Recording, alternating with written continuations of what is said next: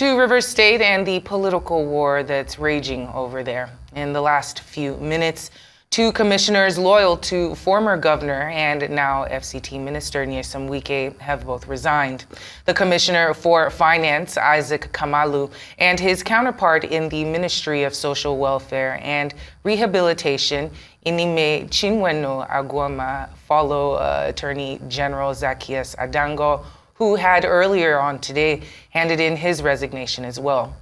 Meanwhile, lawmakers loyal to Wike held their sitting in Port Harcourt, where they criticized Governor Siminalayi Fubara for demolishing the House of Assembly. Uduak Patrick filed in this report on the worsening crisis in the South state. The Martins Amewule-led lawmakers seems not to give up in its course of holding on to leadership and decision-making of the House. This is as the factional Speaker Martins Amewule and other lawmakers met despite a court order not to preside over the House.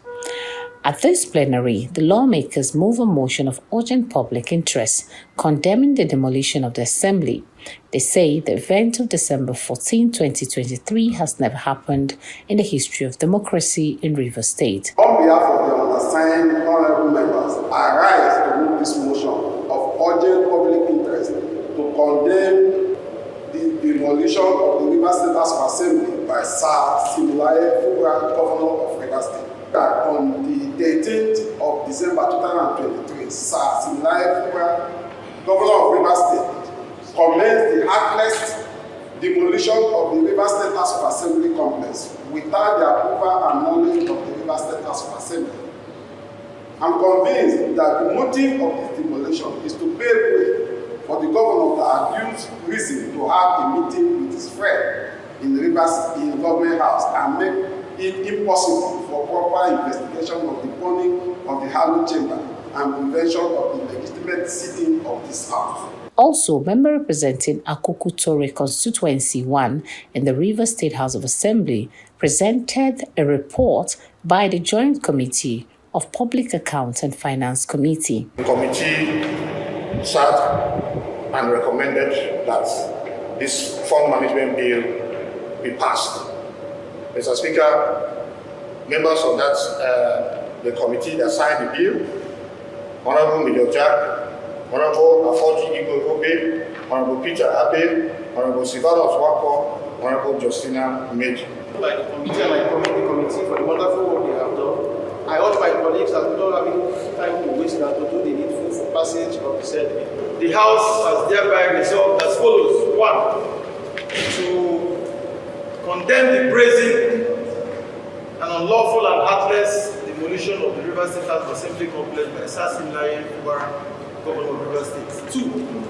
To draw the attention of the federal government of Nigeria, the Inspector General of Police, the international community, and particularly the United Nations, the United States of America, the United Kingdom, and other well-known democracies to the constant attack by the governor on the legislature of Rivers State and an asset democracy. 3. Write to the United Nations and governments of the United Kingdom and the United States on the actions of the governor against the legislature. Convert the auditorium of Rivers State Assembly quarters as our hallowed chamber. Amewule says the lawmakers will do everything possible to ensure that caretaker committee chairmen do not preside over local government in Rivers State. And just for a correction, the number of commissioners that have resigned are 7 and not 3.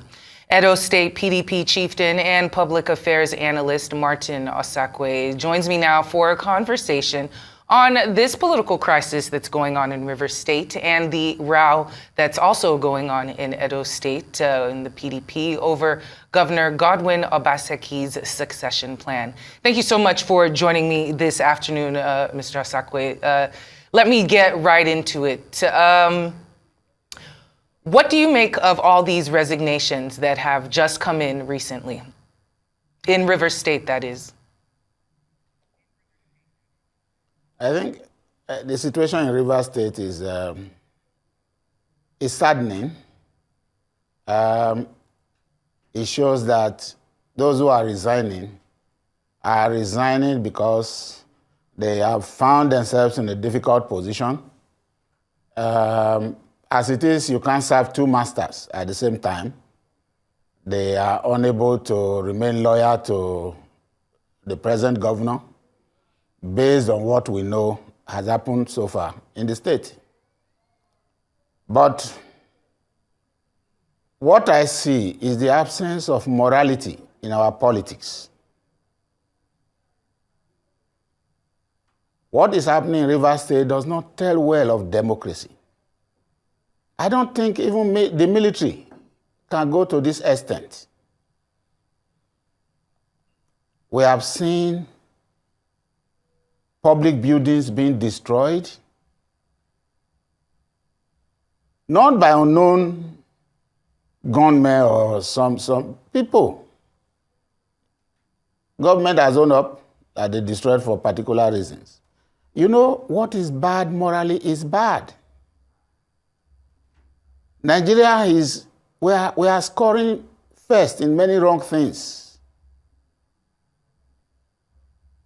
We are, no matter whether it's Wike or Fubara, what is bad is bad. We are presenting budgets to less than 25% of the sitting population of the House of Assembly members. And we are passing budgets in a record time of 24 hours or 48 hours. That's saddening. That's all I can say. It's saddening. Well, it's certainly quite disheartening to watch what is going on between the lawmakers and our government officials in the land. But I want your opinion on succession politics, because clearly that is the issue here. This way that we conduct our democracy, in which a godfather or a predecessor installs whoever it is that they want to take over next. And of course, whoever does take over next is sworn to be in loyalty. And of course, will be a big fallout if those things aren't done or the agreements aren't adhered to. What's your opinion on how to maybe change the way that we do politics in this country? Oh, thank you. That's at the center of the problem we've had to contend with in Edo. You want to manage millions of people in a state, and you are not able to manage relationship between two people, between you and one another, then there's a problem. Both from the person who is the predecessor and the man who is the successor, who is taking over. You see, there is nowhere you don't have people influencing people to positions. Here we have called them godfathers. But why the Nigerian situation has become so bad is the unlimited powers that we have given our governors. Even emperors in medieval times were not as powerful. The governor determines who will be councillor, determines who will be chairman of council. If I determine whether the council should remain or not, it determines who should go to the National Assembly as a House of Rep member, determine who should go to the Senate.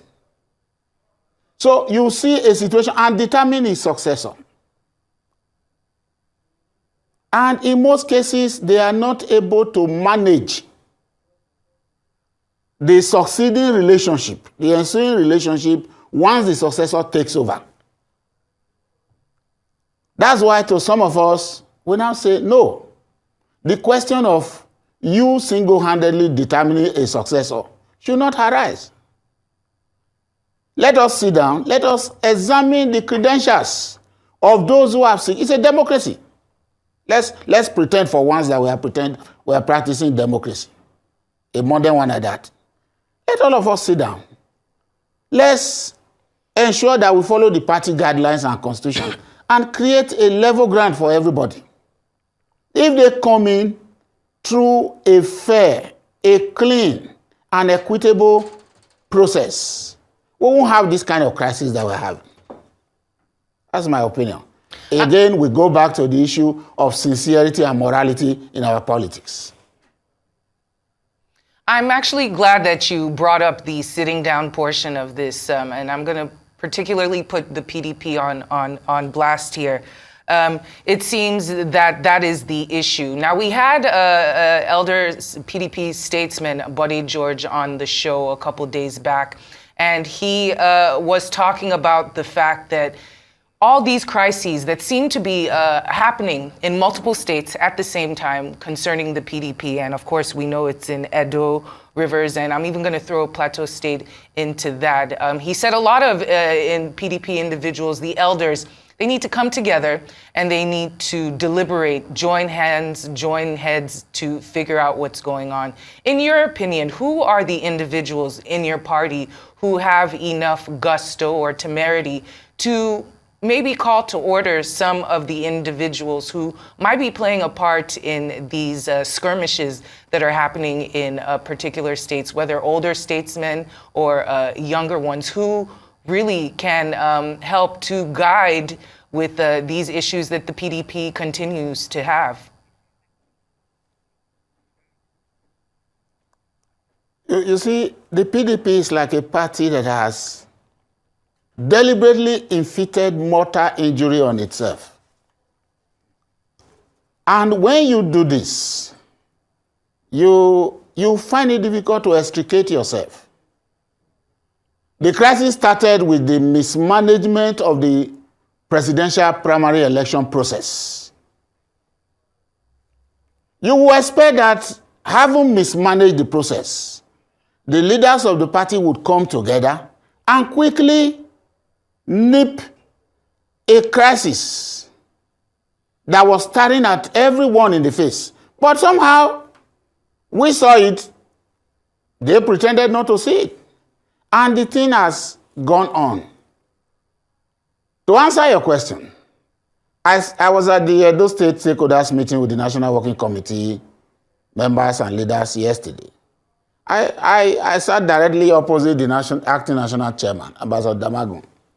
I saw in him a sincerity. I saw the pain he was feeling, presiding over this kind of situation that we are not his making. But next to him was also His Excellency Taofeek Arakpaja. You could also see the pain in him. Now, I sense that they are willing to arrest the situation, not only in Edo, but in Rivers. But I want to go back. Anything you want to do in PDP, and the governors are not in tune, you won't succeed. Unless somehow the National Working Committee is able to come together to convince themselves that now we must sit down and arrest the crisis. Let me give you the simple scenario in Edo, for instance. In 2020, when our present governor had a problem with APC and had to leave APC, the PDP already almost concluded its primaries, and there were 3 leading candidates. At least one was obvious. With PDP, we know who will normally emerge. Now, they sat. The young man had gone to court. They sat and they said, okay, please step down. You are still young. You go so. Some promises were made. Governors were there. Agreements were reached. But today, as we are talking, those agreements that were supposed to have been implemented were not implemented. The governors were just there. All he needed was just talk to your colleague. So you see a situation where you allow a little crisis to fester. As fester, it had grown to this level. Thank God that in the meeting we had yesterday, for the first time, the governor said publicly that he was ready to make whatever sacrifices to ensure that PDP comes to power. PDP, Edo State is a PDP state, whether they like it or not. APC only came in because of this same crisis we had in 2007. Just like structure is causing crisis now, the ownership of structure is causing crisis in Rivers. That's the same problem that ensued in Edo when Professor Osunbo came as governor. So what we have in PDP is a situation where you have officers at the National Working Committee who are ready to work. But there are people on top who believe that the party should belong to them. So what we will appeal is that allow those we have saddled with responsibility to work.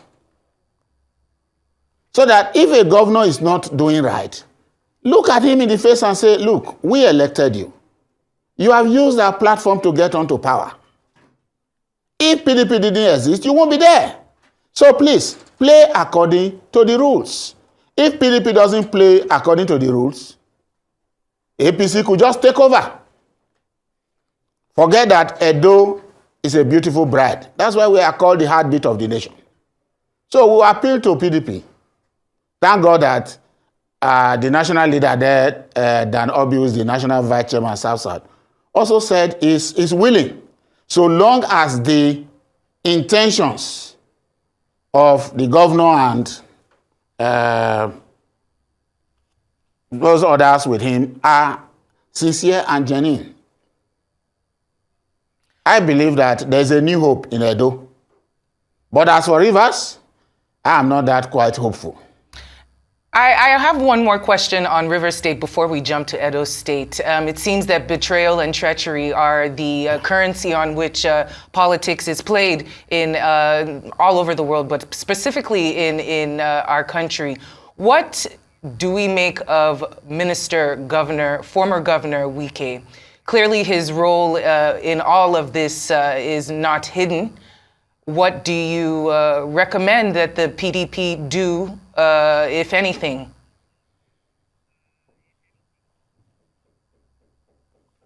I'll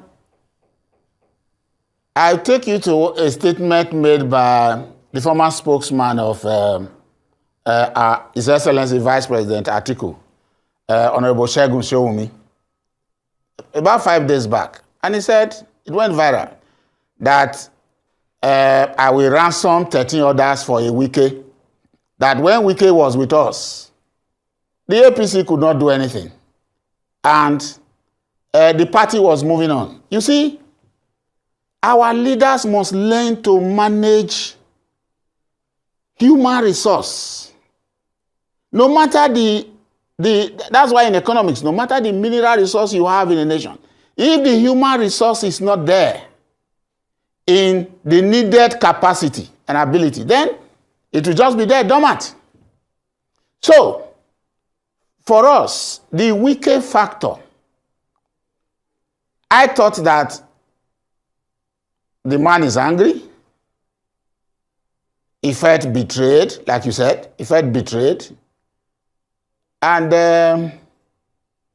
maybe he wants to take a pound of flesh on the PDP. But I think that, a time comes when we say, no, we can't throw the baby out with the bathwater.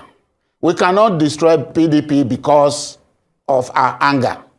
I think the leadership should sit down in the interest of the party. In the interest of the party. Because we cannot leave this country to APC alone. If we do that, we become a one-party state.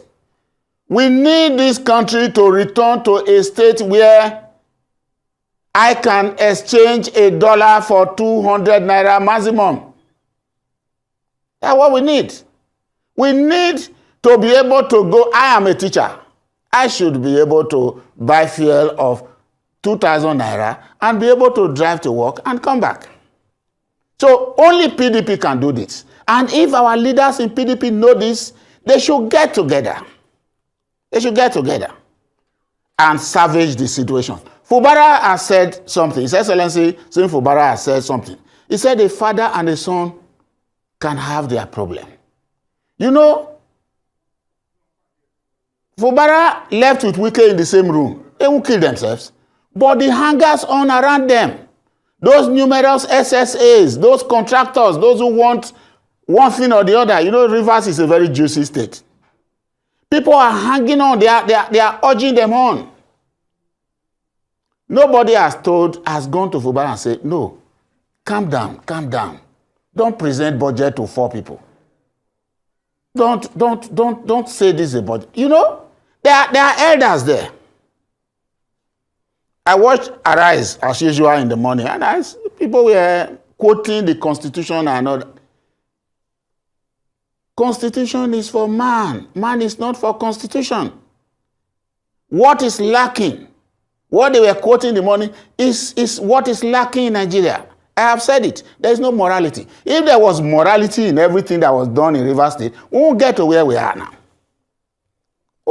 Bombs won't be thrown into House of Assembly. There won't be need to destroy the House of Assembly. There won't be need for a wicked Fubara crisis. I don't hold brief for Wike, and I won't hold brief for Fubara. But the problem is that they too must realize that PDP is our party. They cannot, out of anger, out of ego, destroy the party. They cannot. Wike is more than that. Fubara is more than that. That's my take on Rivers. And the PDP does certainly have a long way to go in order to represent itself as, a viable opposition party for the APC, which is quite strong right now. But I want to go to the statements of Debo Olugunagba, the spokesperson for your party. He stated a while back that due to the state of the party and all the intra-party squabbles that are happening, that intra-party litigations nationwide should be dropped. They should cease to exist. They should be withdrawn. In your opinion, is this something that could create more unity for the party? And is this something that will be adhered to? Unfortunately, the targets of his statements I don't think they are ready to obey. You know, when you do not have the moral high ground to make certain statements, you make certain statements, people just look at you and they laugh it off. If you ask me to withdraw a case from court, if I'm a litigant, you ask me to withdraw a case from court, the frame of reference from which I'm going to withdraw that case will hinge on a number of things. The main one being my confidence in your ability to resolve the matter out of court. 2, that you will be impartial. Being impartial means being fair. 3, that you will have the interest of the party at heart. 4, you will not be influenced by pecuniary means, by self-interest. These 4 considerations have dealt mortal blows on the PDP. So, when Olugunagba made that statement, I don't think anybody has withdrawn his case since then. They have not. Because they will not. They had the opportunity. Look, this country was ready for PDP to take over. But you were offered something on a platter of gold. On your own, you rejected it. Do you blame APC? You don't blame APC. PDP is not learning from history. One would have thought that the moment they suffered that mortal defeat in the hands of APC, aided by PDP, they will go back to the drawing board, put on their thinking cap, and start a reassessment, a reevaluation, and confront the problem head on. So to answer your question, it's a good directive, but PDP has presently constituted almost like into self-doms where you have this leader controlling this one controlling that, this one controlling that. I don't think it will have much effect. It was a good directive, but it won't have much effect. Well, with these things, I think PDP will bounce back. Well, I think PDP will bounce back. we're not going to, we will certainly hope so for the sake of the country and the sake of the party. We have expended our time. Thank you so much, Martin Osakwe, for the Edo State PDP chieftain and public affairs analyst, for joining us for this discussion this afternoon.